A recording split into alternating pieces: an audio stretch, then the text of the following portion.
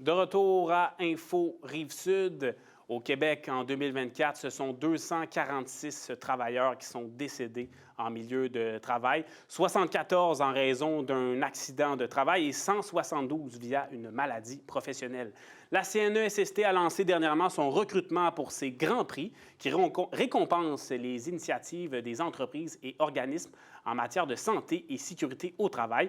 On en discute avec Josée Sabourin, qui est à la direction de la prévention inspection pour notamment la région de la Rive-Sud à la CNESST. Bonjour, Madame Sabourin. Bonjour. Donc, c'est Grand Prix CNESST qui récompense donc des initiatives d'organismes et d'entreprises. Voilà pour la santé et la sécurité au travail, comme je le disais. Il y a un long processus avant d'arriver aux cérémonies. Oui. Expliquez-nous. Là. Oui, c'est sûr que là, présentement, c'est le temps de s'inscrire. Ouais. C'est l'étape la plus importante. Il faut remplir un formulaire, faire des photos de la réalisation, s'assurer de nous la décrire, même faire une petite vidéo. C'est pas toujours évident là, de comprendre les innovations et les réalisations les projets là, qui sont faits en milieu de travail. Donc, toute l'inscription, c'est la première étape. Ensuite, nous, quand on reçoit ça, on vérifie la validité du projet. Bien, la CNESST valide le projet, là, être sûr que c'est un projet qui rentre dans les critères. Ensuite, il y a une vérification au niveau de la conformité de tous les secteurs d'activité. Donc, on parle des normes du travail, de l'équité salariale, du financement. Il y a aussi une vérification avec un inspecteur en entreprise là, au niveau de la santé et sécurité du travail. Donc, de la conformité à ce niveau-là. Ensuite, il y a la présentation au jury régional là, qui est composé de représentants de la CNESST, de travailleurs, d'employeurs et de partenaires. Ça, ce sera pour 2026? Oui. Bien, tout ce processus-là s'étale jusqu'en 2026. Sur plusieurs mois, voilà. Oui, sur plusieurs mois. Là. Puis ensuite, quand les lauréats sont connus, donc les lauréats régionaux sont automatiquement finalistes au niveau national et ils sont invités à participer au processus national qui est là aussi encore.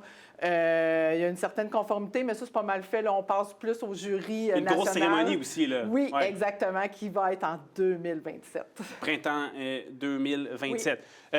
Plus précisément, sur la Rive-Sud, en Montérégie, est-ce qu'on a vous parliez de lauréats tout à l'heure, dans les années précédentes, on a des lauréats intéressants qui ont bien performé dans les dernières années? Oui, j'en ai un qui est le lauréat régional 2024, qui était dans la classe PME, vraiment de la Rive-Sud. C'était Prolifique Incorporé avec le développement d'une emballeuse automatisée. Wow! Et donc, ça améliorait la santé et la sécurité via ça. En fait, là, c'était un processus là, qui était vraiment de emboîter des tuyaux l'un dans l'autre. Ça causait des lésions là, au niveau des coupures. C'était lourd. Puis il y avait une cadence. Là, on est en usine. Il faut que ça roule. Fait qu'il y avait une cadence, c'était lourd. Tout le processus était fait manuellement. Ils l'ont tout automatisé. Donc, la personne a juste à prendre les tuyaux, à les amener devant la machine. Et là, c'est une machine qui les emboîte, qui les attache et qui est un bras automatique qui est même dans une caisse de transport. Donc, la personne, elle n'a vraiment plus rien à faire. Tout se fait. Fait que tous les risques qui sont éliminés à la source. Bien, c'est un bel exemple. Puis on souhaite la meilleure des chances aux lauréats de la région là, prochainement. Qui peut participer, en fait? Les critères de sélection, quels sont-ils? Bien, qui peut participer? C'est toute entreprise, tout organisme là, pour la catégorie innovation, parce qu'on a deux catégories là, présentement, je ne vous l'ai pas dit tantôt. Donc, c'est toute entreprise, tout organisme qui ont mis en œuvre un moyen, une méthode là, qui vise à prévenir les accidents du travail et les maladies professionnelles. Ça, c'est pour innovation. Pour promotion de la santé, c'est le personnel ou les gestionnaires d'une organisation qui mettent de l'avant des initiatives, des projets qui favorisent la santé psychologique et physique des gens et l'adoption de saines habitudes de vie. Voilà, puis vous avez même parlé de maladies professionnelles. Je pense aux pompiers. On a reçu un pompier dernièrement qui vont faire plusieurs processus de la prévention également pour décontaminer les équipements, prendre des douches, etc.